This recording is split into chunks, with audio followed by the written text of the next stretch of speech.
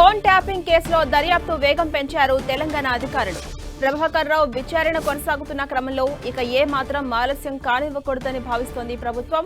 అటు బాధితులు ఇటు సాక్షులను విచారిస్తోంది సిటు బృందం. అందులో భాగంగానే ఇవాళ టీపీసీసీ చీఫ్ మహేష్ కుమార్ గౌడ్ ను పిలిచి ఆయన వాంగ్మూలం నమోదు చేయబోతున్నారు. మహేష్ కుమార్ గౌడ్ ఫోన్ కూడా ఫోన్ ట్యాపింగ్ అయ్యుండొచ్చని, ఆ కోణంలోనే బహుశా సాక్షిగా సిట్ పిలిచి ఉండొచ్చని అంచనా వేస్తున్నారు. జూబ్లీహిల్స్ ఏసీపీ దగ్గర తన వాంగ్మూలం ఇవ్వబోతున్నారు మహేష్ కుమార్ గౌడ్. 2023 అసెంబ్లీ ఎన్నికల సమయంలో టీపీసీసీ వర్కింగ్ ప్రెసిడెంట్ గా ఉన్న మహేష్ కుమార్ గౌడ్ ఫోన్ను అప్పటి ప్రభుత్వం ట్యాపింగ్ చేస్తుందన్న ఆరోపణలున్నాయి.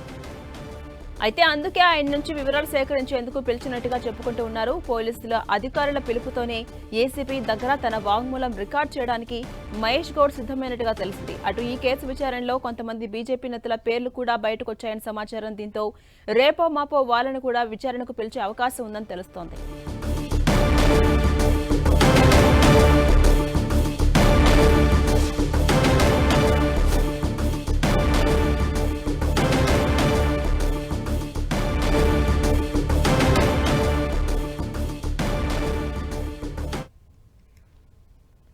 ఇదే అంశంపై మరింత సమాచారం మా ప్రతినిధి సునీల్ అందిస్తారు. సునీల్, మనం చూస్తున్నాం ఫోన్ ట్యాపింగ్ కేసులో దర్యాప్తును వేగం పెంచారు తెలంగాణ అధికారులు. అయితే ఈ నేపథ్యంలో ఇవాళ టీపీసీసీ చీఫ్ మహేష్ కుమార్ గౌడ్ వాంగ్మూలం కూడా రికార్డ్ చేయబోతున్నారు.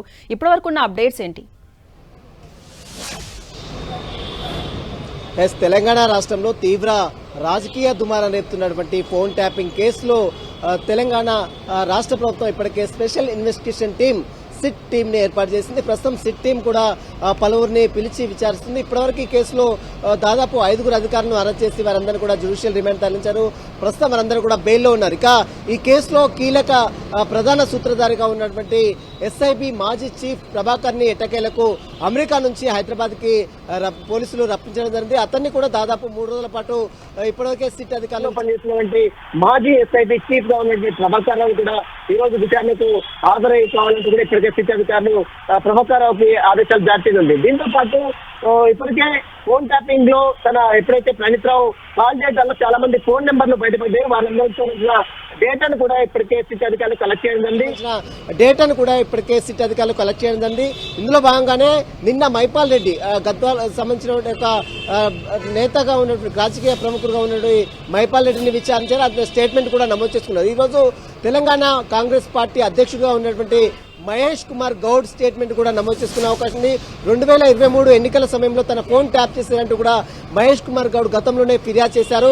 ఇందులో భాగంగానే ప్రణీత్ రావు మొబైల్ డేటాలో మహేష్ కుమార్ గౌడ్ ఫోన్ నెంబర్ కూడా బయటపడింది. కాబట్టి మహేష్ కుమార్ కూడా ఈ కేసులో విట్నెస్ గా పోలీసులు పెట్టారు. ఇందులో భాగంగానే మహేష్ కుమార్ స్టేట్మెంట్ కూడా నమోదు చేయడానికి పోలీసులు మహేష్ కుమార్ గౌడ్ ని ఈ రోజు విచారణకు హాజరు కావాలంటూ కూడా అతన్ని ఆదేశాలు జారీ చేశారు. ఈ రోజు 11 గంటల ప్రాంతంలో జూబ్లీహిల్స్ పోలీస్ స్టేషన్ లో ఏర్పాటు చేసినటువంటి సిట్ కార్యాలయం ముందు తెలంగాణ టీపీసీసీ అధ్యక్షుడిగా ఉన్నటువంటి మహేష్ కుమార్ గౌడ్ నేరుగా హాజరై తన వాంగ్మూలం కూడా ఇచ్చే అవకాశం ఉంది. తన వాంగ్మూలాన్ని కూడా పోలీసులు ఆన్ రికార్డుగా మొత్తం కూడా నమోదు చేసుకునే అవకాశం ఉంది. వీరితో పాటు సరిత ఏదైతే గద్వాల్ జెడ్పీటీసీ మాజీ జెడ్పీటీసీగా పనిచేస్తున్నటువంటి సరిత మొబైల్ కూడా ట్యాప్ చేశారు. గతంలో ఆమె ఎన్నికల్లో కాంగ్రెస్ తరఫున పోటీ చేసింది.